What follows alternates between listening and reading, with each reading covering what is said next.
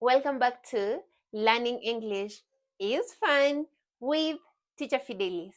We have been looking at word classes and we started by looking at, do you remember? We started by looking at nouns, naming words, and we looked at different types of nouns, and I hope you have done the assignment that I gave. Today, the discussion is on a different word class, and that is verbs. What is a verb?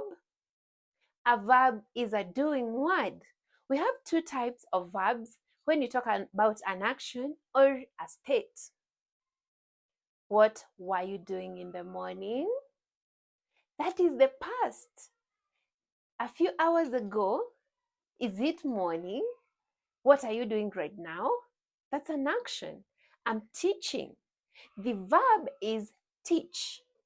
Teaching is when we add ing and this becomes an action that is progressing.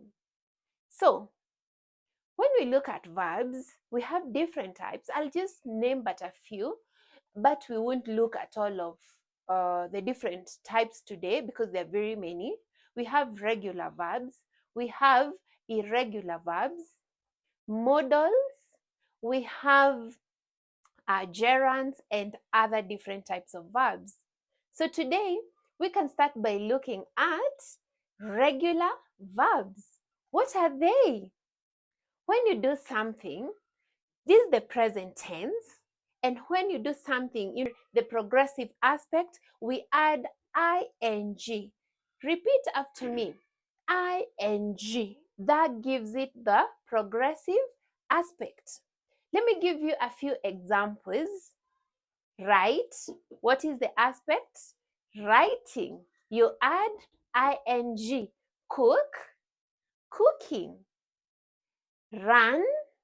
Running. And you can give other examples. So when you talk about verbs, you'll find that the tenses change. The past tense, when you use regular verbs, you add d or ed. Let me give an example. Cook is the present tense. When you want to talk about the past tense, what do you add? You add ed. Cooked. Jump, jumped. Do you have another example? Give me two examples.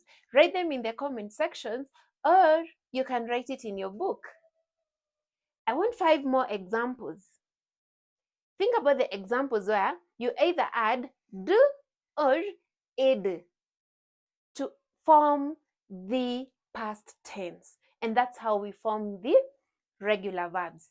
Then again, note that when you form the past tense of these verbs, be careful with the spelling so that the spelling that you give is actually correct. And number 2, we have the irregular verbs. Why do we call them that? Because when they change into past tense, we can't use a certain order the way we have used the regular verbs. They change completely. Give me 2 examples. 2 examples of irregular verbs. 1, run, ran. Run, ran. It changes completely. Give another example. Sing, sang. It changes. Those are what we call irregular verbs.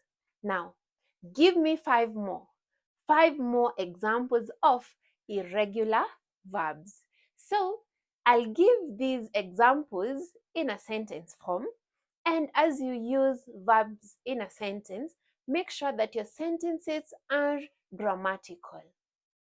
I love cooking. I cook. She cooks. He cooks. They cook. Now, have you seen there's a difference when you're talking about she cooks? There's an S that you add in that particular verb. And when you say they cook, there's something else that you don't add.